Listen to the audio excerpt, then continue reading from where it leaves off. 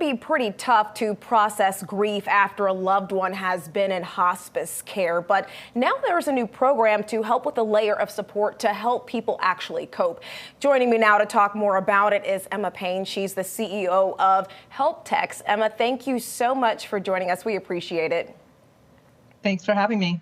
All right, so first question is this, Hospice of the Western Reserve in Cleveland was one of the first to take part in this program. Super awesome program. But if you would, just kind of talk about how you guys started to partner with this program, some of the challenges that you all were seeing just initially. And then with that being said, what was the idea behind the program to make it all work? Yeah, it was a real gift to meet Bill Finn, the CEO at Hospice of the Western Reserve. He was the very first to see that text could play a really important role in providing expert ongoing grief support after a death. So I originally met Diane Snyder-Cowan from his bereavement team, who helped us create messages around death from addiction, drug and alcohol use. And then we started working together on a pilot 3 years ago now to give people support with text messages.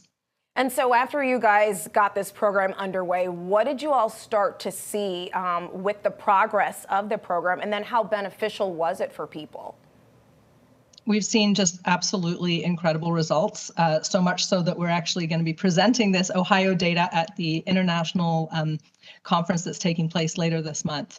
So 95% of the people that get expert, ongoing, personalized support straight to their phone say that they find it helpful in their grief. They stay and receive those texts for a full year. And what they say is they feel less alone. The resources give them practical tips and suggestions for things that they can do. And we're removing basically all the barriers to traditional grief support. So things like language, technology, geography. It comes straight to your phone. It's in your language. It's personalized based on your loss, and it stays with you for a full year. So we're seeing a reduction in all kinds of negative health outcomes that are commonly associated with bereavement, things like anxiety, depression, substance use, sleep issues, illness, and so on. And just kind of tagging off of that, then, as you mentioned, some of those last few issues, how do you see this being able to now help anybody, even outside of, grief support? And then moving forward, kind of what's the plan? And I don't know if there's a plan to expand this program as well, but yeah, where do you go from here?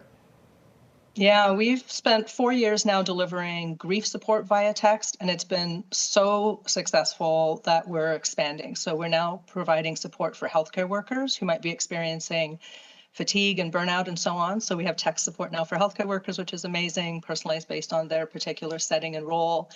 And we just launched HelpText for caregivers, so people caring for someone with a terminal diagnosis.